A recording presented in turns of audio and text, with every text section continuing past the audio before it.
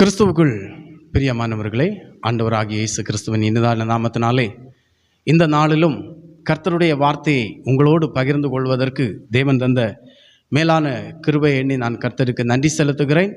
இந்த நாளுக்குரிய கர்த்தருடைய வார்த்தைக்கு ஆதாரமாக தெரிந்து கொள்ளப்பட்ட வேத வசனம் எபிரேயருக்கு எழுதின நிருபம் 12வது அதிகாரம் 5வது வசனத்தை நான் உங்களுக்காக வாசிக்கிறேன்.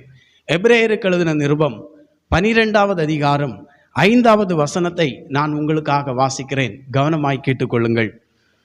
அன்றியும் என் மகனே, கர்த்தருடைய சிட்சையை அற்பமாக எண்ணாதே, அவரால் கடிந்து கொள்ளப்படும் போது சோர்ந்து போகாதே.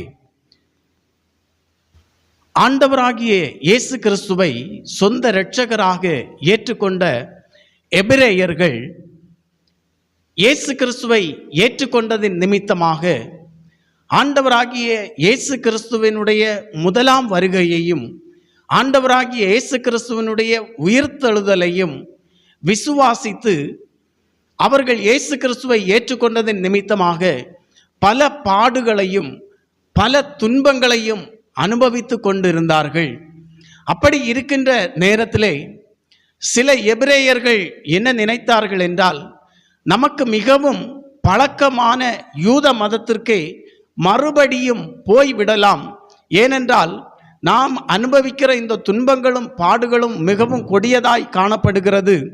ஆகவே இவைகளிலிருந்து விடுதலை பெறுவதற்காக மறுபடியும் தங்களுடைய யூத மதத்திற்கே திரும்பி செல்வதற்காக அவர்கள் யோசித்து கொண்டிருந்தார்கள். இன்னும் ஆண்டவராகிய இயேசு கிறிஸ்துவை ஏற்றுக்கொண்டு விசுவாசத்தில் உறுதியோடு கூட இருக்கிற எபிரேயர்களில் சிலர் நினைத்தார்கள், நாம் படுகிற துன்பங்களும் நாம் படுகிற உபத்திரவங்களும் இது கர்த்தர் நமக்கு தருகிற ஏதோ ஒரு நியாய தண்டனை என்று சொல்லி நினைத்து அவர்களும் ஆவிக்குரிய வாழ்க்கையிலே ஆவிக்குரிய முன்னேற்றத்திலே அவர்கள் சோர்ந்து போய் காணப்பட்ட பொழுது அப்போஸ்தலனாகிய பவுல் அந்த எபிரேயர்களுக்கு எழுதுகிற அந்த நிருபத்திலே 12வது அதிகாரம் 5வது வசனத்திலே குறிப்பிட்டிருக்கிற வார்த்தை தான் சோர்ந்து போகாதீர்கள் என்று சொல்லி ஆண்டவருடைய வார்த்தை அந்த எபிரேயர்களை பார்த்து அப்போஸ்தலனாகிய பவுல் மூலமாக சொல்லப்படுகிறது. பாருங்கள், சோர்ந்து துன்பங்களை கண்டும் போராட்டங்களை கண்டும் உபத்திரவங்களை கண்டும் சோர்ந்து போய் இருக்கிறவர்களுக்கு இந்த அப்போஸ்தலனாகிய பவுல் ஒரு உற்சாகமூட்டுகிற ஒரு வார்த்தையை இந்த எபிரேயர் நிருபம் மூலமாக அவர் அனுப்புவதை நாம் காண முடிகிறது. அருமையான தேவ பிள்ளையே, இந்த நாளிலும் நீங்கள் சில வேளை இது போன்ற பாடுகளோடும் பிரச்சனைகளோடும் உபத்திரவங்களோடும் கூட நீங்கள் இருந்து கொண்டு இருக்கிறீர்கள் என்றால், அந்த உபத்திரவங்களும் பாடுகளின் நிமித்தமாக நீங்கள் சோர்ந்து போய் காணப்படுகிறீர்கள் என்றால், இன்றைக்கு உங்களை பார்த்தும் கர்த்தருடைய ஆவியானவர் சொல்லுகிற வார்த்தை இந்த எபிரேயர் 12வது அதிகாரம் 5வது வசனத்தின்படி நீங்கள் சோர்ந்து போகாதே என்று சொல்லி ஆண்டவருடைய வார்த்தை உங்களை பார்த்து சொல்லுகிறது. மனம் தளர்ந்து விடாதே என்று சொல்லி ஆண்டவருடைய வார்த்தை சொல்லுகிறது. பாடுகளும் பிரச்சனைகளும் ஆவிக்குரிய வாழ்க்கையிலே வரும் பொழுது நீங்கள் சோர்ந்து போய் முடங்கி விடாதீர்கள், நீங்கள் மனம் தளர்ந்து விடாதீர்கள் என்று கர்த்தருடைய ஆவியானவர் சொல்லுகிறார். இன்றைக்கு நீங்களும் அப்படிப்பட்ட ஒரு நிலைமையிலே இருந்து கொண்டிருக்கலாம். நீங்களும் சோர்ந்து போய் மனம் தளர்ந்தவர்களாய் காணப்பட்டு கொண்டிருக்கலாம்.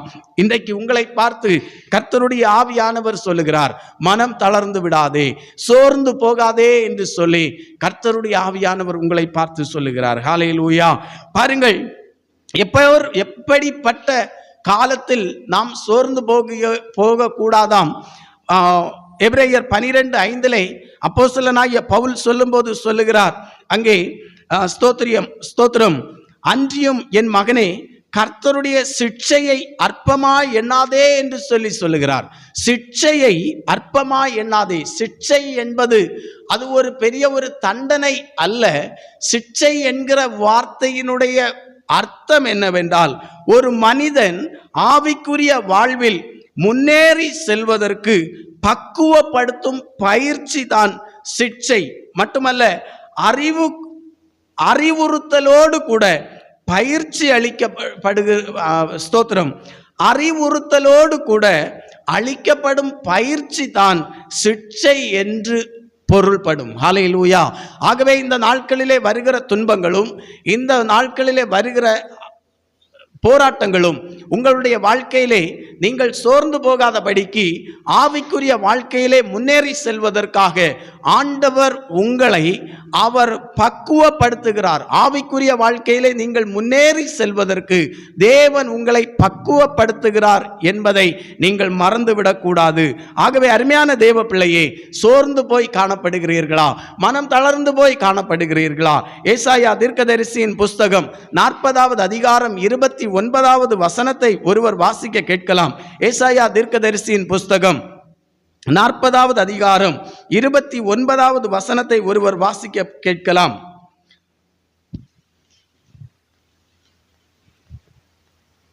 சோர்ந்து போகிறவனுக்கு அவர் பலன் கொடுத்து, கர்த்தர் பலன் கொடுத்து, சத்துவம் இல்லாதவனுக்கு சத்துவத்தை பெருக பண்ணுகிறார் என்று கர்த்தருடைய வார்த்தை சொல்லுகிறது. அருமையான தேவ பிள்ளையை, சோர்ந்து போகிறவனுக்கு கர்த்தர் பலன் கொடுக்கிறவர். ஆகையினால் தான் இன்றைக்கு கர்த்தருடைய ஆவியானவர் உங்களை பார்த்து சொல்லுகிறார், நீங்கள் சோர்ந்து போக வேண்டாம், நீங்கள் மனம் தளர்ந்து விட வேண்டாம். ஏனென்றால் கர்த்தர் உங்களுக்கு பலன் கொடுக்கிறவர். ஆகவே இந்த சோர்வுகளின் நிமித்தமாகவும் ஸ்தோத்திரம், மனம் உடைந்து காணப்படுகிற நிலைமையிலும் கர்த்தர் உங்களுக்கு பலனை கொடுப்பதற்கு அவர் வல்லமை உள்ள தேவனாக இருக்கிறார். இந்த நாளிலும் எவைகளில் எல்லாம் நாம் சோர்ந்து போகக்கூடாது, எப்போதெல்லாம் நாம் சோர்ந்து போகக்கூடாது என்கிற 2 காரியங்களை உங்களுக்கு நான் சுட்டிக்காட்டி உங்களுக்காக ஜெபிக்க இருக்கிறேன். நிச்சயமாகவே இன்றைக்கு நீங்கள் ஒவ்வொருவரும் சோர்வில் இருந்தும் மனம் தளர்ந்து போன நிலைமையிலிருந்தும் இயேசு கிறிஸ்துவின் நாமத்தினாலே விடுதலையாக்கப்பட போகிறீர்கள். கரங்களை தட்டி கர்த்தருக்கு நன்றி செலுத்துவோமா? ஹல்லேலூயா. பாருங்கள், எவைகளில் எல்லாம் நாம் சோர்ந்து போகக்கூடாது. ஒருவர் வாசிக்க கேட்போம். ஸ்தோத்திரம், லூக்கா எழுதின சுவிசேஷம் 18வது அதிகாரம் 1வது வசனத்தை ஒருவர் வாசிக்க கேட்கலாம். லூக்கா எழுதின சுவிசேஷம் 18வது அதிகாரம் 1வது வசனத்தை ஒருவர் வாசிக்க கேட்போம். சோர்ந்து போகாமல் எப்பொழுதும் ஜெபம் பண்ண வேண்டும் என்பதை குறித்து அவர்களுக்கு அவர், ஆண்டவராகிய இயேசு கிறிஸ்து அவர்களுக்கு ஒரு உவமையை சொன்னார். ஒரு உருவ மொழி கதையை சொல்லுகிறார். பாருங்கள், ஆண்டவராகிய இயேசு கிறிஸ்து சொல்லும்போது சொல்லுகிறார், நீங்கள் எப்போது சோர்ந்து போகக்கூடாது, எவைகளிலெல்லாம் நீங்கள் ஸ்தோத்திரம் சோர்ந்து போகக்கூடாது என்றால் ஜெபத்தில் நீங்கள் சோர்ந்து போய்விடக்கூடாது என்று சொல்லி ஆண்டவருடைய வார்த்தை சொல்லுகிறது. சோர்வு என்பது சோர்வு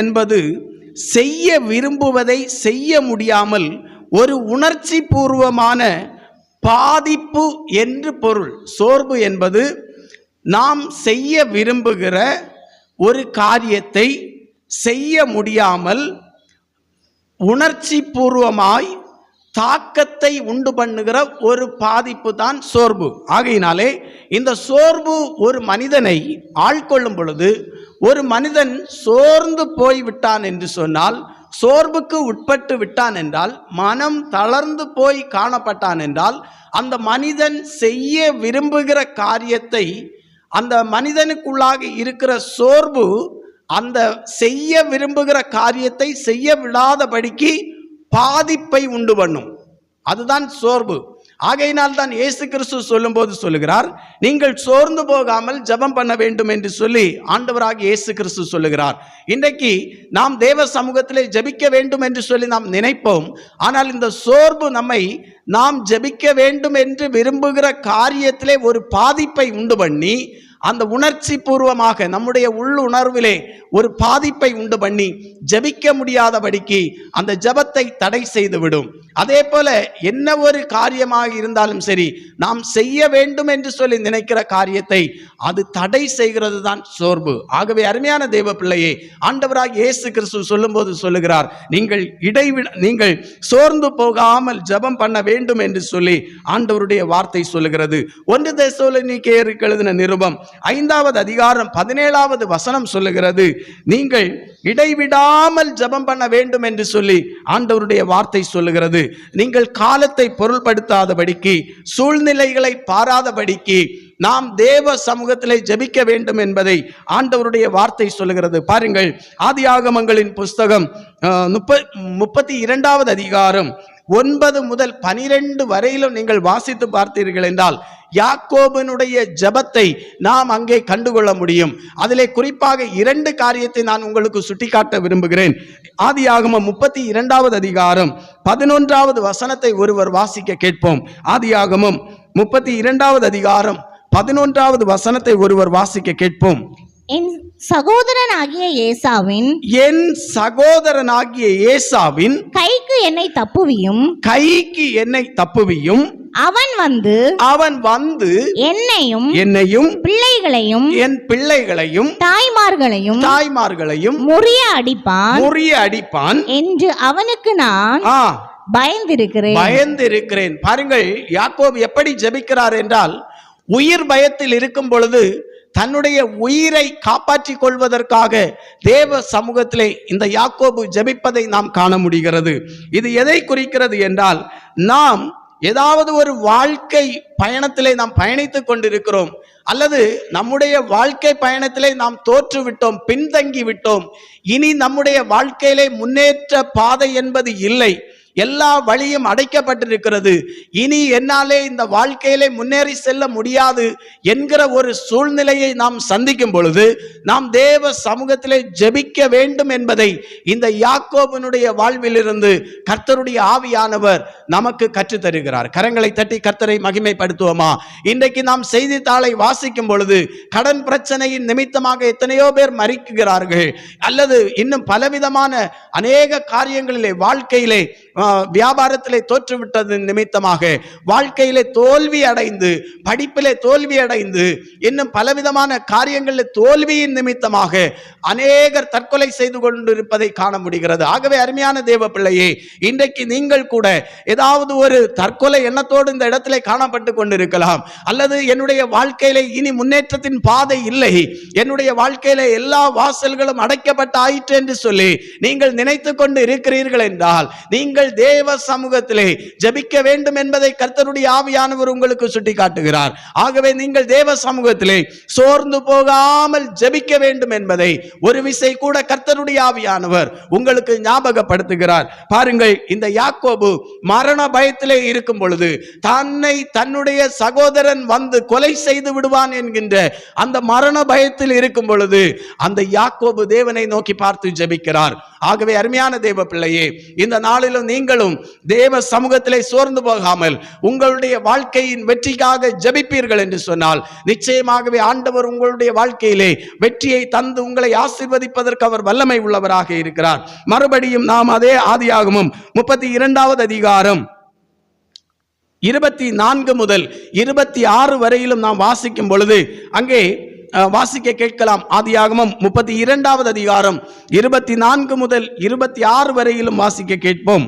யாக்கோபு பிந்தி தனித்திருந்தான். அப்பொழுது ஒரு புருஷன் பொழுது விடியும் அளவும் அவனுடனே போராடி யாக்கோபோடு கூட போராடி அவனை யாக்கோபை மேற்கொள்ளாததை கண்டு அவனுடைய தொடைச்சந்தை தொட்டான். அதனால் அவனுடைய போராடுகையில் யாக்கோபுடைய தொடைச்சந்து சுளுக்கிற்று. அவர் நான் போகட்டும் பொழுது விடுகிறது என்றார். அதற்கு யாக்கோபு, நீர் என்னை ஆசீர்வதித்தால் ஒழிய உம்மை போக விடேன். பாருங்கள், யாக்கோபு தேவ சமூகத்திலே அவர் போராடி ஆசீர்வாதத்திற்காக ஆண்டவர் என்னை ஆசீர்வதிக்க வேண்டும் என்று அவர் தேவ சமூகத்திலே போராடி ஜெபிப்பதை நாம் காண முடிகிறது. அருமையான தேவ பிள்ளையே, இன்றைக்கு ஆசீர்வாத குறைவுகளின் நிமித்தமாக காணப்படுகிற அநேக குடும்பங்கள் இருந்து கொண்டிருக்கிறார்கள். இன்றைக்கு அநேக தங்களுடைய தேவைகள் சந்திக்கப்படாதபடிக்கு, தங்களுடைய குடும்பத்தின் காரியங்கள் சந்திக்கப்படாதபடிக்கு ஆசீர்வாத குறைவுகளோடு காணப்படுகிற அநேக ஜனங்கள் இருந்து கொண்டிருக்கிறார்கள். இன்றைக்கு இந்த செய்தியை கேட்டுக்கொண்டிருக்கிற உங்களில் யாராவது அப்படிப்பட்ட ஒரு ஆசீர்வாத குறைவுகளோடு நீங்கள் காணப்படுவீர்கள் என்றால், இன்றைக்கு கர்த்தருடைய ஆவியானவர் உங்களை பார்த்து சொல்லுகிறார், இந்த யாக்கோபு போராடி தேவ சமூகத்திலே தன்னை தேவன் ஆசீர்வதிக்கும்படியாக ஜெபித்தது போல நீங்களும் ஜெபிக்க வேண்டும் என்று சொல்லி கர்த்தருடைய வார்த்தை உங்களை பார்த்து சொல்லுகிறது. காரணம் என்னவென்றால், சங்கீதம் 65வது சங்கீதம் 2வது வசனத்திலே கர்த்தரை குறித்து சொல்லப்பட்டிருக்கிறது. நம்முடைய ஆண்டவர் ஜெபத்தை கேட்கிறவர் என்று சொல்லி ஆண்டவரை குறித்து சொல்லப்பட்டிருக்கிறது. எந்த ஒரு மனுஷனானாலும் சரி, எந்த ஒரு மனுஷியானாலும் சரி, தேவ சமூகத்திலே ஜெபிக்கிற அந்த ஜெபம் நிச்சயமாகவே தேவ சமூகத்திலே ஜெபிக்கிற அந்த ஜெபத்தை கர்த்தர் கேட்கிறார் என்று சொல்லி ஆண்டவருடைய வார்த்தை நமக்கு சுட்டி காட்டுகிறது. நம்முடைய தேவன் கேள்வி திறன் இல்லாத ஒரு தேவன் அல்ல. நம்முடைய ஒவ்வொருவருடைய ஜெபத்தையும் கேட்கிற தேவனாக காணப்படுகிறார். எரேமியா 29வது அதிகாரம் 12வது வசனத்திலே ஆண்டவர் வாக்கு பண்ணி இருக்கிறார், நான் உங்களுக்கு செவி கொடுப்பேன் என்று சொல்லி இருக்கிறார். ஆகவே அருமையான தேவ பிள்ளையே, நாம் சோர்ந்து போகாமல் நம்முடைய ஆசீர்வாதங்களுக்காக, இன்னும் நம்முடைய ஹல்லேலூயா வாழ்க்கையின் முன்னேற்றத்திற்காக நாம் தேவ சமூகத்திலே ஜெபிக்க வேண்டும் என்று சொல்லி ஆண்டவருடைய வார்த்தை சுட்டி காட்டுகிறது. யோவான் 14வது அதிகாரம் 14வது வசனம் சொல்லுகிறது, என் நாமத்தினாலே நீங்கள் எதை கேட்டாலும் அதை செய்வேன் என்று ஆண்டவர் சொல்லி இருக்கிறார். ஆகவே அருமையான தேவ பிள்ளையே, இந்த நாளிலும் நாம் தேவ சமூகத்திலே எதிலெல்லாம் நாம் சோர்ந்து போகக்கூடாது என்றால், ஹல்லேலூயா, நாம் ஜெபத்திலே சோர்ந்து போய்விடக் கூடாது என்று சொல்லி ஆண்டவருடைய வார்த்தை சொல்லுகிறது. ஆகவே உங்களுடைய வாழ்க்கையிலே என்னென்ன காரியத்திற்காக நீங்கள் ஜெபிக்க வேண்டும் என்று சொல்லி விரும்புகிறீர்களோ அந்த ஜெபத்திலே நிச்சயமாகவே நீங்கள் உறுதியாய் தரித்திருப்பீர்கள் என்றால் ஆண்டவர் நிச்சயமாகவே உங்களுடைய வாழ்க்கையிலே அவர் உங்களை முன்னேற்றி செல்வதை நீங்கள் கண்கூடாக காண முடியும். கரங்களை தட்டி கர்த்தருக்கு நன்றி செலுத்துவோமா? ஹல்லேலூயா. இரண்டாவதாக, எவைகளிலெல்லாம் சோர்ந்து போகக்கூடாது, எவைகளிலெல்லாம் சோர்ந்து போகக்கூடாது. கலாத்தியருக்கு எழுதின நிருபம் 6வது அதிகாரம் 9வது வசனத்தை ஒருவர் வாசிக்க கேட்கலாம். கலாத்தியருக்கு எழுதின நிருபம் 6வது அதிகாரம் 9வது வசனத்தை ஒருவர் வாசிக்க கேட்போம். நன்மை செய்கிறதில் சோர்ந்து போகாமல் இருப்போமாக. போதும். பாருங்கள், ஆண்டவருடைய வார்த்தை சொல்லுகிறது, நாம் நன்மை செய்வதில் சோர்ந்து போக கூடாது என்று சொல்லி ஆண்டவருடைய வார்த்தை சொல்லுகிறது. ஹல்லேலூயா.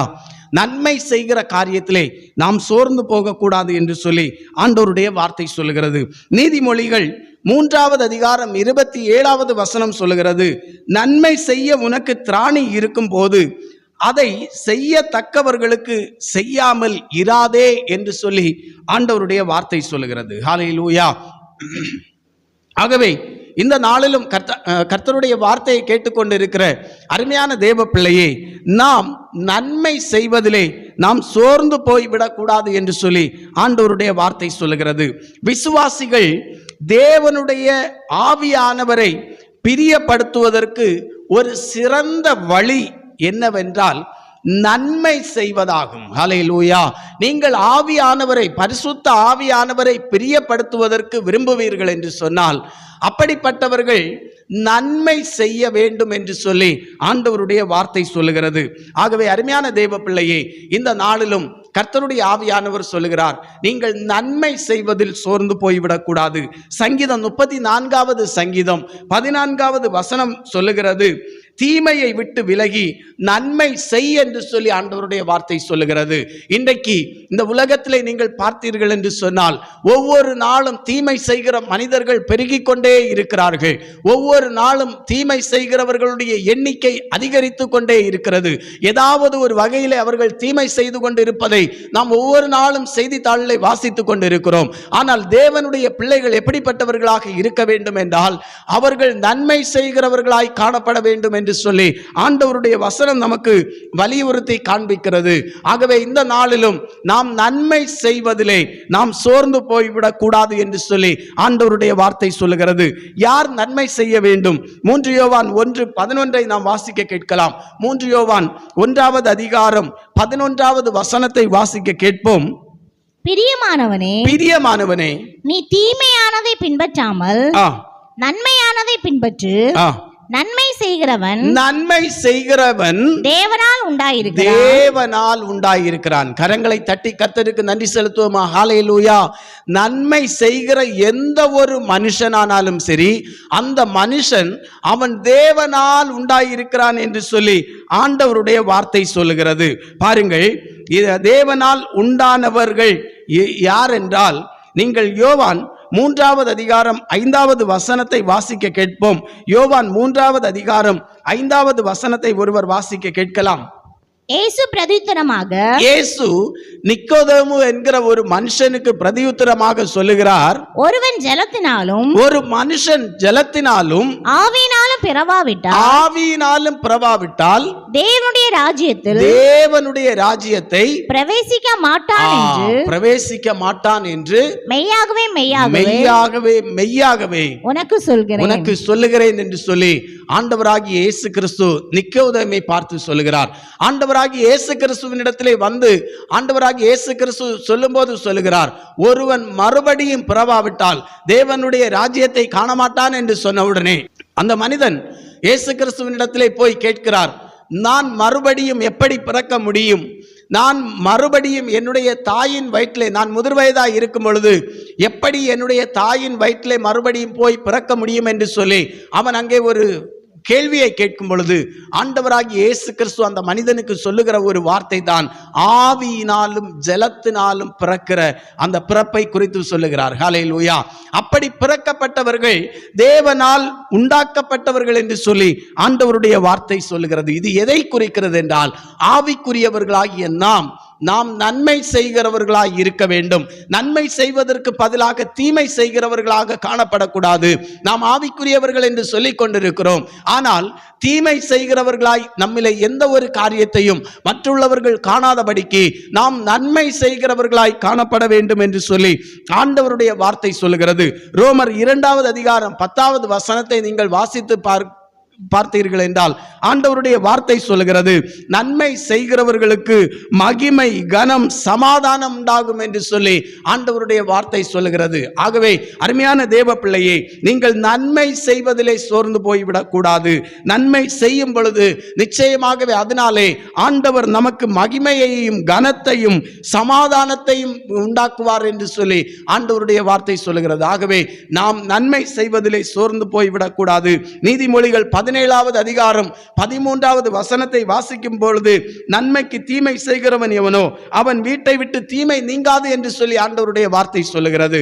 எந்த ஒரு மனுஷனானாலும் சரி, அவன் நன்மைக்கு பதிலாக தீமை செய்யும் பொழுது அதே தீமை அந்த மனுஷனை விட்டு விலகாது என்று சொல்லி ஆண்டவருடைய வார்த்தை சொல்லுகிறது. ஆகவே இந்த செய்தியை கேட்டுக்கொண்டிருக்கிற தேவ பிள்ளைகளை, நீங்கள் சில வேளை நன்மை செய்கிற காரியத்திலே நீங்கள் சோர்ந்து போய் காணப்படலாம். இதற்கு முன்பதாக நீங்கள் செய்து கொண்டிருந்த அந்த நன்மையான எந்த ஒரு காரியமானாலும் சரி, அதை நீங்கள் விட்டிருக்கலாம்.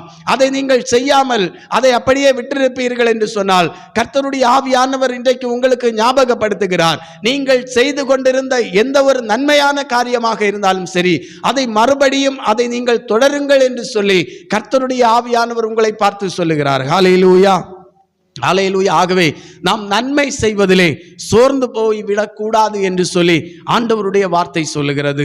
மூன்றாவதாக எவைகளில் நாம் சோர்ந்து போகக்கூடாது? மூன்றாவதாக நாம் எவைகளில் சோர்ந்து போகக்கூடாது? 2 கொரிந்தியர் 4வது அதிகாரம் 1வது வசனம் மற்றும் 16வது வசனத்தை நாம் வாசிக்க கேட்போம். 2 கொரிந்தியர் 4வது அதிகாரம் 1வது வசனத்தை நாம் வாசிக்க கேட்கலாம். இப்படிப்பட்ட ஊழியத்தை உடையவர்களாகிய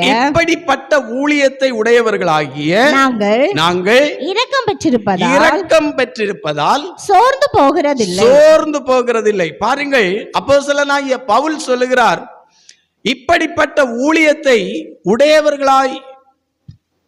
உடையவர்களாகிய நாங்கள் இரக்கம் பெற்றிருப்பதால் சோர்ந்து போவதில்லை என்று சொல்லுகிறார். இந்த வசனத்திலே 2 காரியத்தை பரிசுத்த ஆவியானவர் நமக்கு தெளிவாக சொல்லுகிறார். ஒன்று, பவுல் சொல்லுகிறார், பவுல் மூலமாக கர்த்தருடைய ஆவியானவர் இன்றைக்கு நம்மை பார்த்து சொல்லுகிறார், ஊழியத்தை உடையவர்களாகிய என்று சொல்லுகிறார். அது எதை குறிக்கிறது என்றால், ஊழியம் செய்கிறவர்களுடைய வாழ்க்கையிலே சோர்வு என்பது வராது. சோர்வு என்கிற ஒரு காரியம் அவர்களுடைய வாழ்க்கையிலே அவர்களை மேற்கொள்ளாது என்பதை இந்த வேத வசனம் நமக்கு சுட்டி காட்டுகிறது. சோர்வு அல்லது மனம் தளர்ந்து போன ஒரு நிலை ஊழியம் செய்கிறவர்களுடைய வாழ்க்கையிலே ஒருபோதும் ஆள்கொள்ளாது என்பதை வேத வசனம் சொல்லுகிறது. சில வேளை அவர்கள் சோர்வுக்குள்ளாக போகலாம், சில வேளை மனம் தளர்ந்தவர்களை போல இருக்கலாம். ஆனால் உலக பிரகாரமான ஒரு மனிதன் மனம் தளர்ந்து போய் செய்து விடுகிறதை போல அவர்கள் செய்ய மாட்டார்கள். அந்த மனம் தளர்ந்து போன அந்த நிலைமையிலே கர்த்தருக்காக ஊழியம் செய்கிறவர்கள் மறுபடியும் உயிர் மீட்சி அடைந்து கர்த்தருக்காக வைராக்கியமாக அவர்கள் எழும்புவார்கள் என்பதை இந்த வேத வசனம் நமக்கு சுட்டி காட்டுகிறது. மட்டுமல்ல, ஸ்தோத்திரம், இங்கே ஊழியத்திலே நாம் சோர்ந்து போய் விடக்கூடாது என்று சொல்லி ஆண்டவருடைய வார்த்தை நமக்கு சுட்டி காட்டுகிறது. ஆகவே அருமையான தேவ பிள்ளையே, இன்றைக்கு கர்த்தருடைய ஆவியானவர் நீங்கள் என்னென்ன ஊழியத்தை செய்து கொண்டிருக்கிறீர்களோ அந்த ஊழியத்திலே சோர்ந்து போகாது இருங்கள் என்று சொல்லி கர்த்தருடைய வார்த்தை சொல்கிறது. உங்களுடைய ஆலயத்திலே ஒரு சிறுவர் ஊழியம் செய்கிறவர்களாக நீங்கள் காணப்படலாம், அல்லது உங்களுடைய ஆலயத்திலே ஒரு ஜபக்குழு நடத்துகிறவர்களாய் காணப்படலாம், அல்லது ஏதோ ஒரு சுவிசேஷ ஊழியத்தோடு இணைந்து நீங்கள் ஊழியம் செய்கிறவர்களாக காணப்படலாம். என்ன ஊழியம் செய்கிறவர்களாக இருந்தாலும் சரி, கர்த்தருடைய பணியை நீங்கள் செய்கிற யாராக இருந்தாலும் சரி, உங்களுடைய ஊழியத்திலே நீங்கள் சோர்ந்து போய் விடக்கூடாது என்பதை ஆண்டவருடைய வார்த்தை உங்களுக்கு சுட்டி காட்டுகிறது. அது என்ன மிஷனரி ஊழியமாக இருக்கலாம், அல்லது மிஷனரி ஊழியத்திற்கான ஏதோ ஒரு உதவி ஊழியர்களாக நீங்கள் இருந்து கொண்டிருக்கலாம், ஒரு தன்னார்வ தொண்டனாக நீங்கள் கர்த்தருடைய ஊழியத்தை செய்து கொண்டிருக்கலாம்.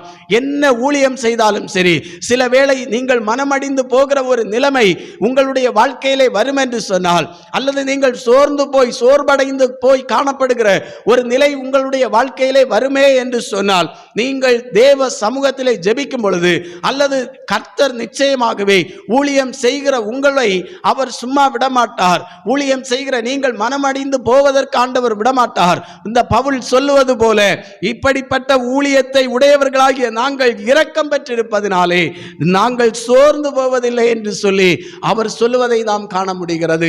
அருமையான தேவ பிள்ளையே, நீங்கள் செய்கிற ஊழியம் அது எதுவாக இருந்தாலும் சரி, ஒரு ஊழியத்தை தாங்குகிற ஒரு ஊழியமாக இருந்தாலும் சரி, அது என்ன ஒரு ஊழியமாக இருந்தாலும் சரி, அந்த ஊழியத்தை நீங்கள் உற்சாகமாய் செய்ய வேண்டும் என்று சொல்லி ஆண்டவருடைய வார்த்தை சொல்லுகிறது.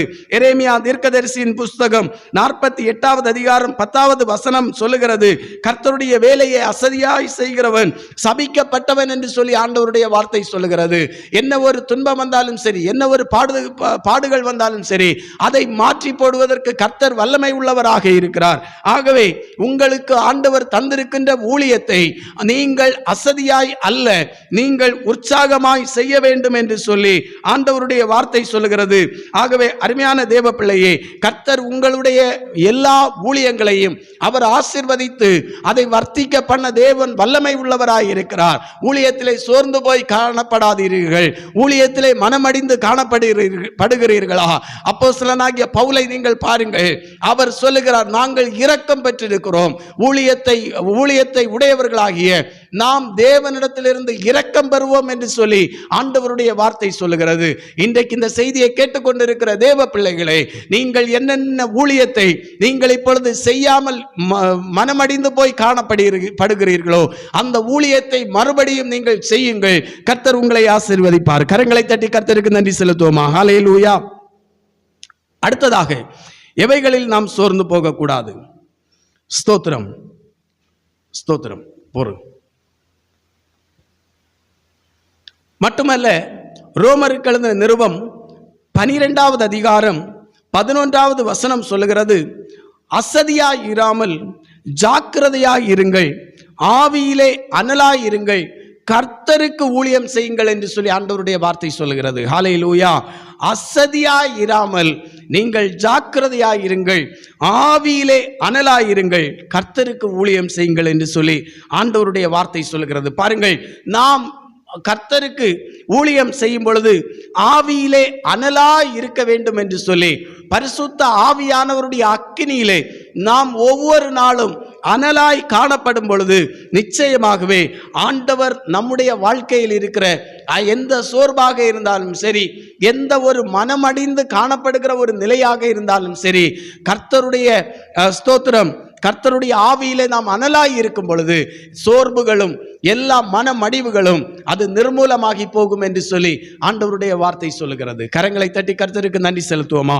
ஆகவே அருமையான தேவ பிள்ளையே, நாம் ஊழியத்திலே சோர்ந்து போக கூடாது என்று சொல்லி ஆண்டவருடைய வார்த்தை சொல்லுகிறது. அடுத்ததாக, எப்போது நாம் சோர்ந்து போகக்கூடாது? எப்போது நாம் சோர்ந்து போகக்கூடாது? நீதிமொழிகள் 3வது அதிகாரம் 11வது வசனத்தை ஒருவர் வாசிக்க கேட்கலாம்.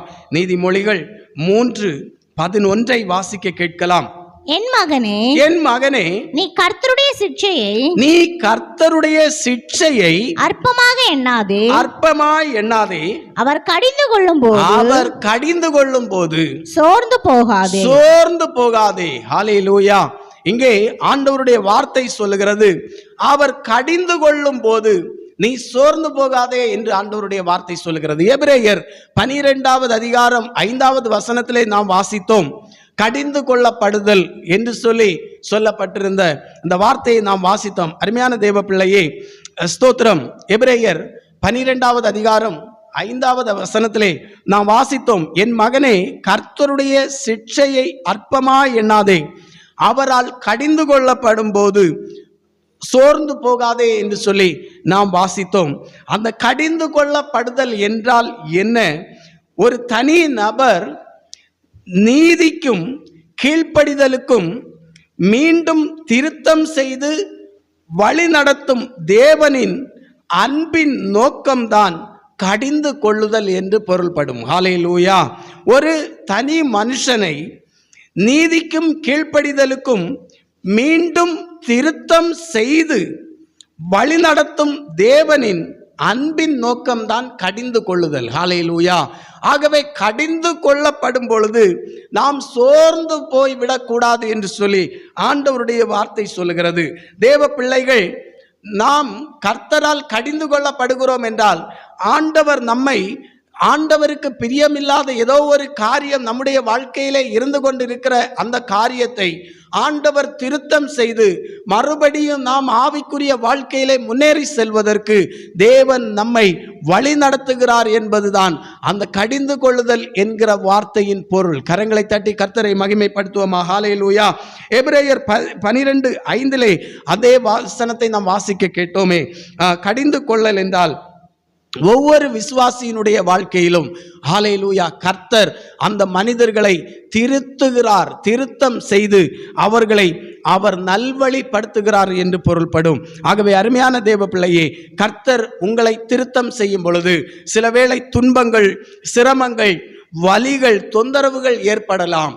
அந்த ஸ்தோத்திரம், துன்பங்களின் வழியாக, அந்த கஷ்டங்களின் வழியாக, அந்த பாடுகளின் வழியாக, ஐயோ ஆண்டவர் எனக்கு இவ்வளவுக்கு கஷ்டங்களையும் துன்பங்களையும் அனுமதித்திருக்கிறாரே என்று சொல்லி நாம் தேவனோடு எதிர்த்து போராடவோ, தேவனோடு எதிர்த்து நிற்கவோ அல்ல. ஆண்டவர் என்னை இந்த துன்பங்களின் வழியாக, இந்த கஷ்டங்களின் வழியாக, இந்த பாடுகளின் வழியாக என்னை ஆண்டவர் திருத்தம் செய்து மறுபடியும் அவருடைய அன்பின் நோக்கத்தோடு கூட என்னை நல்வழிப்படுத்துகிறார் என்பதை தேவ பிள்ளைகள் புரிந்து கொள்ள வேண்டும் என்பதை கர்த்தருடைய ஆவியானவர் இன்றைக்கு உங்களை பார்த்து சொல்லுகிறார். கரங்களை தட்டி கர்த்தரை மகிமைப்படுத்துவோமா? யோபுவின் புஸ்தகம் 5வது அதிகாரம் 17வது வசனத்தை நீங்கள் வாசித்து பார்த்தீர்கள் என்றால், இதோ தேவன் தண்டிக்கிற மனுஷன் பாக்கியவான் என்று சொல்லி ஆண்டவருடைய வார்த்தை சொல்லுகிறது. எந்த ஒரு மனுஷனை ஆண்டவர் தண்டிக்கிறாரோ, எந்த ஒரு மனுஷனை ஆண்டவர் திருத்தம் செய்து அந்த மனுஷனை உருவாக்குகிறாரோ, அந்த மனுஷன் பாக்கியவான் என்று சொல்லி ஆண்டவருடைய வார்த்தை சொல்லுகிறது. யோபு என்கிற பக்தனுக்கு பாருங்கள், ஸ்தோத்திரம், தன்னுடைய பிள்ளைகள் மரிக்கிறார்கள், தன்னுடைய வேலைக்காரர்களை இழக்கிறார், தன்னுடைய எல்லா ஆஸ்திகளையும் இழந்து விடுகிறார். அப்படிப்பட்ட சூழ்நிலையில் கூட தன்னுடைய சரீரத்தில் வியாதி வாதையை உணரும் பொழுது இவைகளெல்லாம் யோபுவின் பாவத்திற்கான ஒரு நியாய தண்டனை என்று சொல்லி எலிப்பாஸ் என்கிற தன்னுடைய சிநேகிதன் குற்றப்படுத்துகிறார். அருமையான தேவ பிள்ளையே, இந்த நாளிலும் கர்த்தரை சார்ந்து வாழ்கின்ற தேவ பிள்ளைகளுக்கு சில வேளை துன்பங்கள் வரும்போது சிலர் சொல்லலாம், ஐயோ அவன் செய்த ஏதோ ஒரு தவறுக்கு கர்த்தர் அந்த மனிதனை தண்டிக்கிறார் என்று சொல்லி அநேகர் இகழ்ந்து பேசுவார்கள், அநேகர் குற்றப்படுத்துவார்கள். வேதனையோடும் வருத்தத்தோடும் இருக்கிற நம்மை மறுபடியும் ஏதாவது காரியங்களை சொல்லி பாருங்கள் வேதனைப்படுத்துவார்கள். இந்த யோபுவினுடைய வாழ்க்கையிலே யோபு 1:8 கர்த்தர் அந்த யோபுவை பார்த்து சொல்லுகிறார், உத்தமனும் சன்மார்க்கனும் தேவனுக்கு பயந்து பொல்லாப்புக்கு விலகுகிறவனுமாகிய அவனை போல பூமியில் ஒருவனும் இல்லை என்று சொல்லுகிறார். ஹல்லேலூயா. பாருங்கள், அப்படிப்பட்ட யோபுவிற்கு இந்த துன்பங்கள் வருவதற்கு என்ன காரணம் என்று சொல்லி நீங்கள் சில வேளை நினைத்து கொண்டிருக்கலாம். யோபுவின் துன்பங்கள் பாவத்திற்காக தேவன் தருகிற தண்டனையின் விளைவு அல்ல, யோபுவின் விசுவாசத்தையும் நேர்மையையும் நிரூபித்து சாத்தானுடைய வாயை அடைப்பதற்கான தேவனுடைய திட்டமாக காணப்பட்டது. கரங்களை தட்டி கர்த்தரை மகிமைப்படுத்துவோமா? ஹல்லேலூயா. பாருங்கள், யோபுவுக்கு வந்த துன்பங்களும் கஷ்டங்களும் அது தேவன் தருகின்ற, தேவன் கொடுத்த தண்டனையின் விளைவு அல்ல, யோபுவின் விசுவாசத்தையும் நேர்மையையும் நிரூபித்து சாத்தானுடைய வாயை அடைப்பதற்கான தேவனுடைய திட்டமாய் காணப்பட்டது. ஹல்லேலூயா. ஆகவே இந்த நாட்களிலே சில வேளை நாம் சில துன்பங்களையும் சில கடிந்து கொள்ளுதலையும் நாம் அனுபவித்து கொண்டிருக்கலாம். ஏதோ ஒரு துன்பமான காரியம், ஐயோ ஆண்டவராகிய இயேசு கிறிஸ்துவை நான் சொந்த இரட்சகராக ஏற்றுக்கொண்டேன், ஆண்டவராகிய இயேசு கிறிஸ்துவினுடைய ஊழியத்தை செய்து கொண்டிருக்கிறேன், அல்லது நான் சபையிலே விசுவாசியாக இருக்கிறேன், ஆண்டவராகிய இயேசு கிறிஸ்துவை ஏற்றுக்கொண்ட நாள் முதல் என்னுடைய வாழ்க்கையிலே நான் துன்பங்களை அனுபவித்துக் கொண்டிருக்கிறேன் என்று சில வேளை நீங்கள் சொல்லிக் கொண்டிருக்கலாம். ஏதோ ஒரு கஷ்டங்களை நான் அனுபவித்துக் கொண்டிருக்கிறேன் என்று சொல்லி நீங்கள் நினைத்து கொண்டிருக்கலாம். கர்த்தர் உங்களுடைய விசுவாசத்தையும் உங்களுடைய நீதியையும் நேர்மையை நிரூபிப்பதற்காக கர்த்தர் சில வேளை துன்பங்களை அனுமதித்திருக்கிறார். அந்த துன்பங்களையும் அந்த பிரச்சனைகளையும் அந்த பாடுகளையும் தேவன் அகற்றி நிச்சயமாகவே உங்களுக்கு துன்பங்களையும் பாடுகளையும் கொண்டு வருகிற பொல்லாத சாத்தானுடைய வாயை அடைப்பதற்காக தேவன் உங்கள் மீது அவர் நோக்கமாக இருக்கிறார் என்பதிலே எந்த ஒரு ஐயமும் இல்லை. கரங்களை தட்டி கர்த்தருக்கு நன்றி செலுத்துவோமா? ஹல்லேலூயா. ஆகவே நாம் கடிந்து கொள்ளப்படும் போது சோர்ந்து போய்விடக்கூடாது, நாம் கடிந்து கொள்ளப்படும் போது மனம் தளர்ந்து போய்விடக்கூடாது என்பதை கர்த்தருடைய ஆவியானவர் நமக்கு சுட்டி காட்டுகிறார். கரங்களை தட்டி கர்த்தருக்கு நன்றி செலுத்துவோமா? ஹல்லேலூயா. அடுத்ததாக நாம் எவைகளில் சோர்ந்து போகக்கூடாது?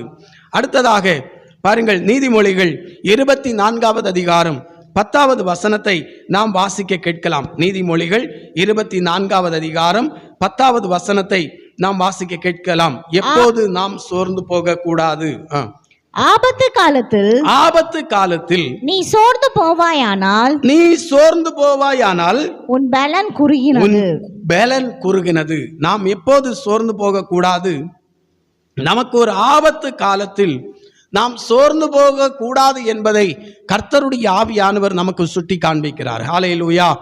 ஆபத்து என்னும் வார்த்தைக்கு பிரச்சனை, பலவீனம், உதவியற்ற நிலை, அச்சுறுத்தல் என்று பொருள்படும். ஆகவே இந்த நாளிலும் ஆபத்து நேர்ந்து கொண்டிருக்கிற, ஏதோ ஒரு ஆபத்து என்கிற பிரச்சனையோடு நீங்கள் இருந்து கொண்டிருக்கலாம். ஆபத்து என்கிற ஒரு அச்சுறுத்தலோடு நீங்கள் காணப்பட்டு கொண்டிருக்கலாம். ஆபத்து என்கிற ஒரு பலவீனத்தோடு நீங்கள் காணப்பட்டு கொண்டிருக்கலாம். அல்லது ஆபத்து என்கிற உதவியற்ற நிலையோடு நீங்கள் காணப்பட்டு கொண்டிருக்கலாம். ஆபத்து என்கிற பாதுகாப்பற்ற நிலையிலே நீங்கள் காணப்பட்டு கொண்டிருக்கலாம். கர்த்தர் சொல்லுகிறார், ஆபத்து காலத்தில் சோர்ந்து போக கூடாது என்று சொல்லி ஆண்டவருடைய வார்த்தை சொல்லுகிறது. ஹல்லேலூயா. பாருங்கள், சங்கீதம் 50:15 சொல்லுகிறது, ஆபத்து காலத்தில் என்னை நோக்கி கூப்பிடு, நான் உன்னை விடுவிப்பேன் என்று ஆண்டவர் வாக்கு பண்ணி இருக்கிறார். ஹல்லேலூயா.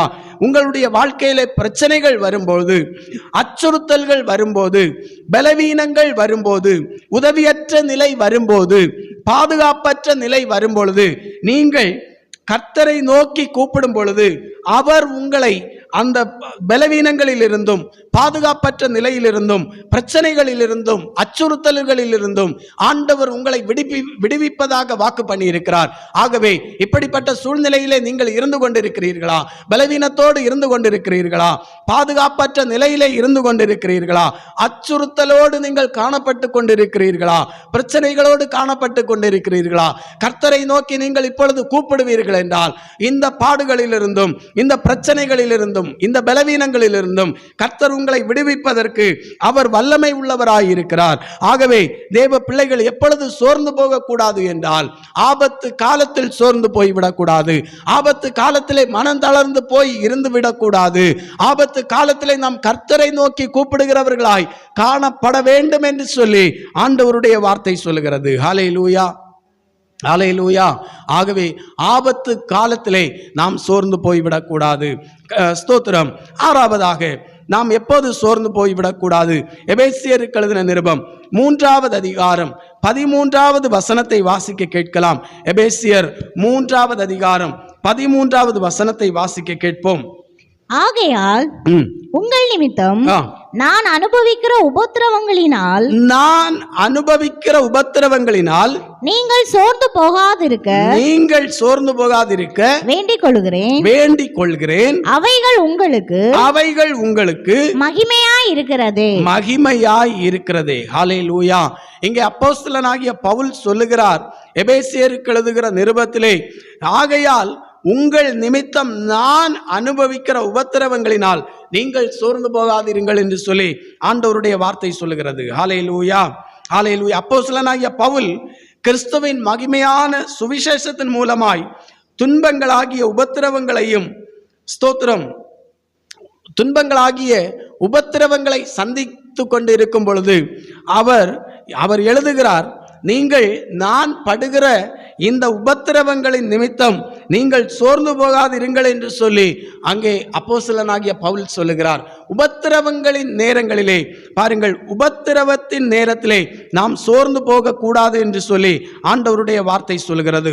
உபத்திரவங்களினால் நீங்கள் சோர்ந்து போகாதிருங்கள். உபத்திரவம் வரும்போது நாம் சோர்ந்து போய்விடக்கூடாது. கிறிஸ்தவ வாழ்க்கையிலே அநேக உபத்திரவங்கள் வரும், அநேக பாடுகள் வரும், அநேக பிரச்சனைகள் வரும், அநேக அவமானங்கள், நிந்தைகள் வரும் என்பதை இங்கே பவுல் சொல்லுகிறார். அப்படிப்பட்ட ஒரு நிலை உங்களுடைய வாழ்க்கையிலே வரும் பொழுது, உபத்திரவம் என்பது உங்களுடைய வாழ்க்கையிலே வரும் பொழுது நீங்கள் சோர்ந்து போகாதிருங்கள். பாருங்கள், ஆண்டவராகிய இயேசு கிறிஸ்து சொல்லும்போது சொல்லுகிறார், யோவான் 16வது அதிகாரம் 33வது வசனத்திலே ஆண்டவராகிய இயேசு கிறிஸ்து சொல்லுகிறார், உலகத்திலே உங்களுக்கு உபத்திரவம் உண்டு, ஆனாலும் திடன் கொள்ளுங்கள், நான் உலகத்தை ஜெயித்தேன் என்று சொல்லி ஆண்டவராகிய இயேசு கிறிஸ்து சொல்லுகிறார். ஹல்லேலூயா. கிறிஸ்தவ வாழ்க்கை என்பது உபத்திரவம் இல்லாத ஒரு வாழ்க்கை அல்ல. கிறிஸ்தவ வாழ்க்கை என்பது உபத்திரவமே இல்லாத, துன்பங்களே இல்லாத மிகவும் லகுவான வாழ்க்கை என்பது கிடையாது. கிறிஸ்தவ வாழ்க்கை என்பது இயேசு கிறிஸ்துவே சொல்லி இருக்கிறார், உலகத்திலே, இந்த உலகத்திலே வாழ்கிற ஒவ்வொரு கிறிஸ்தவர்களுக்கும், இந்த உலகத்திலே வாழ்கிற தேவ பிள்ளைகள் ஒவ்வொருவருக்கும் உபத்திரவம் உண்டு, ஆனால் அந்த உபத்திரவத்தை நான் ஜெயித்தேன் என்று சொல்லி ஆண்டவர் சொல்லுகிறார். ஹல்லேலூயா. உபத்திரவம் உண்டு, ஆனாலும் திடன் கொள்ளுங்கள், நான் உலகத்தை ஜெயித்தேன் என்று சொல்லி ஆண்டவர் சொல்லுகிறார். இந்த உலகத்திலே வாழ்ந்து கொண்டிருக்கும் பொழுது, இந்த உலகத்தின் மூலமாக நமக்கு என்ன உபத்திரவங்கள் வந்தாலும் சரி, அந்த உபத்திரவங்களின் வழியாக நிச்சயமாகவே ஆண்டவர் அந்த உபத்திரவங்களில் இருந்து நம்மை விடுவிப்பார். நிச்சயமாகவே அவர் நமக்கு ஒரு ஜெய வாழ்க்கையை தருவார் என்பதை இந்த வேத வசனம் நமக்கு சுட்டி காட்டுகிறது. உபத்திரவங்கள் நம்முடைய வாழ்க்கையிலே அது பெரிய ஒரு சோர்வை கொண்டு வந்து விடக்கூடாது. உபத்திரவம் வரும் பொழுது அந்த உபத்திரவத்தின் வழியாய் ஒரு சோர்வையோ மனத்தளர்வையோ மனத்தளர்வுக்கோ நாம் இடம் கொடுத்து விட்டோம் என்று சொன்னால் உபத்திரவம் நம்முடைய வாழ்க்கையிலே ஒரு பெரிய ஒரு தீங்கை விளைவிக்கும். ஆண்டவராகிய இயேசு கிறிஸ்துவை சொல்லி இருக்கிறார், உபத்திரவம் உண்டு, ஆனாலும் திடன் கொள்ளுங்கள். எந்த ஒரு உபத்திரவம் வந்தாலும் சரி, எந்த ஒரு உபத்திரவத்தின் வழியாய் என்ன பாடுகளோ என்ன பிரச்சனைகள் வந்தாலும் சரி, ஆண்டவராகிய இயேசு கிறிஸ்து நிச்சயமாகவே உலகத்தை ஜெயித்தவரானபடியினாலே நம்மையும் இந்த உலகத்திலே நிச்சயமாகவே ஒரு ஜெய வாழ்வதற்கான ஒரு ஆற்றலையும் ஒரு சக்தியையும் ஆண்டவராகிய இயேசு கிறிஸ்து நமக்கு தந்து, அவர் நாம் சோர்ந்து போகாதபடிக்கு நம்மை வழி நடத்துவதற்கு அவர் வல்லமை உள்ள தேவனாயிருக்கிறார். கரங்களை தட்டி கர்த்தருக்கு நன்றி செலுத்துவோமா? ஹல்லேலூயா. உபத்திரவங்களிலே நாம் சோர்ந்து போகக்கூடாது என்று சொல்லி ஆண்டவருடைய வார்த்தை சொல்லுகிறது. 34வது சங்கீதம் 17வது வசனம் சொல்லுகிறது, உபத்திரவங்களுக்கு நீங்களாக்கி விடுவிக்கிற தேவன் நமக்கு இருக்கிறார். உபத்திரவங்களிலே நீங்களாக்கி விடுவிக்கிறார் என்று சொல்லி ஆண்டவருடைய வார்த்தை சொல்கிறது. ஆகவே எந்தவித உபத்திரவங்களிலே நீங்கள் இருந்து கொண்டிருந்தாலும் சரி, அந்த உபத்திரவங்களுக்கெல்லாம் நீங்களாக்கி நம்முடைய தேவன் நம்மை விடுதலையாக்குகிற தேவனாக இருக்கிறார். ஹல்லேலூயா. ஆகவே இந்த சோர்விலிருந்து விடுதலை பெறுவதற்கு நாம் என்ன செய்ய வேண்டும் என்பதை மட்டும் உங்களுக்காக நான் சுட்டிக்காட்ட விரும்புகிறேன். இந்த சோர்விலிருந்து நாம் எப்படி விடுதலை பெறுவது என்பதை மட்டும் உங்களுக்கு சுட்டிக்காட்ட விரும்புகிறேன். ஏசாயா தீர்க்கதரிசியின் புஸ்தகம் 40வது அதிகாரம் 31வது வசனத்தை ஒருவர் வாசிக்கலாம். ஏசாயா 40வது அதிகாரம் 31வது வசனத்தை வாசிக்க கேட்கலாம். கர்த்தருக்கு காத்திருக்கிறவர்களோ புதுபலன் அடைந்து கழுகுகளைப் போல செட்டைகளை அடித்து எழும்புவார்கள். அவர்கள் ஓடினாலும் இளைப்படையார்கள். நடந்தாலும் சோர்ந்து போக மாட்டார்கள். ஹல்லேலூயா, ஹல்லேலூயா. ஆகவே இன்றைக்கு கர்த்தருக்கு இருப்பது என்று சொன்னால், ஆண்டவருடைய சமூகத்திலே நீங்கள் இந்த சோர்விலிருந்து விடுதலை பெறுவதற்காக தேவ சமூகத்திலே முழங்கால் படியிடுகிற ஒவ்வொரு தேவ பிள்ளைகளையும் அவருடைய பலன் ஆட்கொள்ளும். ஹல்லேலூயா. நிச்சயமாகவே அவர் ஹல்லேலூயா கர்த்தருக்கு காத்திருக்கிறவர்கள் புது பலன் அடைவார்கள் என்று சொல்லி ஆண்டவருடைய வார்த்தை சொல்லுகிறது. அவர்கள் நடந்தாலும் சோர்வடையார்கள் என்று சொல்லி ஆண்டவருடைய வார்த்தை சொல்லுகிறது. ஆகவே நாம் இந்த சோர்விலிருந்தும், இந்த மனம் அடிந்து போன நிலைமையிலிருந்தும், மனம் தளர்ந்து போன நிலைமையிலிருந்தும் விடுதலை பெறுவதற்கு நாம் என்ன செய்ய வேண்டும் என்றால், கர்த்தருக்கு காத்திருக்கிறவர்களாய் காணப்பட வேண்டும், ஆலயத்துக்கு செல்லுகிறவர்களாய் காணப்பட வேண்டும், கர்த்தருடைய வார்த்தையை கேட்கிறவர்களாய் காணப்பட வேண்டும். கர்த்தருடைய வார்த்தையை கேட்கிறவர்களாய் மாத்திரமல்ல, அவைகளின் படி செய்கிறவர்களாய் நாம் காணப்படும் பொழுது நிச்சயமாகவே தேவனுடைய உன்னத பலன் நம்மை ஆட்கொள்ளும். நம்முடைய வாழ்க்கையிலே நாம் என்னென்ன காரியத்திலே மனம் தளர்ந்து போய் காணப்படுகிறோமோ, என்னென்ன காரியத்திலே மனம் தளர்ந்து போய் காணப்படுகிறோமோ, சோர்வடைந்து காணப்படுகிறோமோ, அந்த காரியத்திலே நிச்சயமாகவே ஆண்டவர் அந்த காரியங்களிலிருந்து நம்மை விடுதலையாக்கி இந்த உலகத்திலே நாம் வாழும் பொழுது நிச்சயமாகவே ஒரு ஜெய வாழ்வை வாழ்வதற்கான எல்லா புது பலனையும் தேவன் தந்து நம்மை வழிநடத்துவதற்கு அவர் வல்லமை உள்ளவராய் காணப்படுகிறார். கரங்களை தட்டி கர்த்தருக்கு நன்றி செலுத்துவோமா? ஆகவே அருமையான தேவ பிள்ளையே, இன்றைக்கு இந்த ஹல்லேலூயா செய்தியை கேட்டுக்கொண்டிருக்கிற உங்களுடைய வாழ்க்கையிலே நீங்கள் ஏதோ ஒரு காரியத்திலே மனம் தளர்ந்து போய் காணப்படுகிறீர்கள். ஏதோ ஒரு காரியத்திலே நீங்கள் மனம் தளர்ந்து போய் இனி என்னாலே முன்னேறி செல்ல முடியாது, இனி என்னாலே ஆவிக்குரிய வாழ்க்கையிலே முன்னேறி செல்ல முடியாது, அல்லது என்னுடைய வாழ்க்கையிலே நான் செய்து கொண்டிருக்கிற என்னுடைய தொழில், என்னுடைய வியாபாரம், என்னுடைய குடும்ப வாழ்க்கையிலே என்னாலே முன்னேறி செல்ல முடியாது என்று சொல்லி நீங்கள் சில வேளை நினைத்து கொண்டிருக்கலாம். கர்த்தருடைய ஆவியானவர் இன்றைக்கு உங்களுக்கு புது பலன் தர விரும்புகிறார். உங்களை சிறகு கழுகுகளைப் போல செட்டைகளை அடித்து எழும்புவதற்கான ஒரு புது பலனை கர்த்தர் தர விரும்புகிறார். உங்களுடைய வாழ்க்கையிலே நீங்கள் உயரமான உன்னத ஸ்தானத்துக்கு எட்டுவதற்கான ஒரு புது பலனை தேவ ஆவியானவர் உங்களுக்கு தர விரும்புகிறார். இன்றைக்கு கண்களை மூடி என்னோடு கூட ஜெபிக்க விரும்புகிறவர்கள், நீங்கள் கண்களை மூடி ஜெபிப்பீர்களா?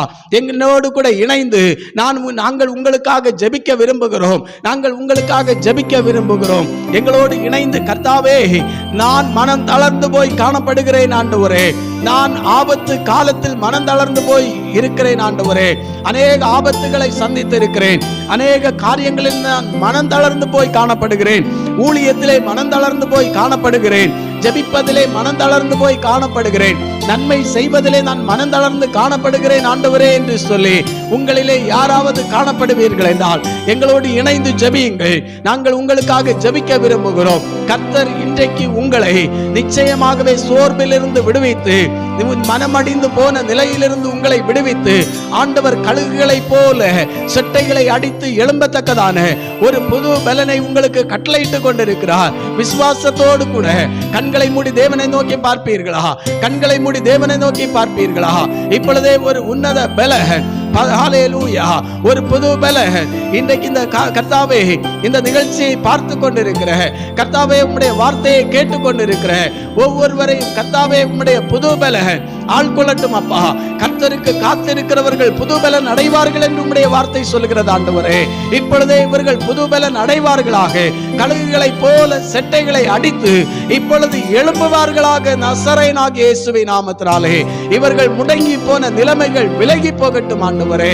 அப்பா, இவர்களுடைய தொழில், வியாபாரங்கள், கல்வி, கர்த்தாவே, குடும்ப வாழ்க்கை, எல்லா காரியத்திலும் இவர்கள் மறுபடியும் கர்த்தாவே அப்பா ஹல்லேலூயா உயிர் மீட்சி அடைவார்களாக இயேசு கிறிஸ்துவின் நாமத்தினாலே. மனம் அடிந்து போய் காணப்படுகிறவர்களை கர்த்தருடைய ஆவியானவர் விடுவிக்கிறதற்காய் நன்றி செலுத்துகிறோம். சோர்வின் ஆவியிலிருந்து ஒவ்வொருவரையும் கர்த்தருடைய ஆவியானவர் விடுவித்து கர்த்தாவே இவர்கள் நன்மை செய்கிறவர்களாய், ஜெபிக்கிறவர்களாய், ஊழியம் செய்கிறவர்களாய், உபத்திரவத்தின் மத்தியிலும் கர்த்தாவே சோர்ந்து போகாமல் இருக்க கர்த்தாவே நீர் கடிந்து கொள்ளும் போதும், நீர் உருவாக்கும் பொழுதும், நீர் பயிற்சி அளிக்கும் பொழுதும் இவர்கள் சோர்ந்து போகாது இருக்கத்தக்கதாய் தேவன் இவர்களுக்கு அப்பா புது பலனை கட்டளையிடுகிறதற்காய் நன்றி செலுத்துகிறோம் அப்பா. நீர் அப்படி செய்கிறதற்காய் ஸ்தோத்திரம் செலுத்துகிறோம். தொடர்ந்து உம்முடைய நாமம் மட்டும் மகிமைப்படட்டும். இயேசு கிறிஸ்துவின் நாமத்தில் ஜெபிக்கிறோம் பிதாவே. ஆமேன், ஆமேன், ஆமேன். நிச்சயமாகவே கர்த்தர் தாமே உங்களை சோர்வில் இருந்து விடுதலை ஆக்கி இருக்கிறார். விசுவாசியுங்கள். கர்த்தர் தாமே உங்கள் ஒவ்வொருவரையும் ஆசீர்வதிப்பாராக. ஆமேன்.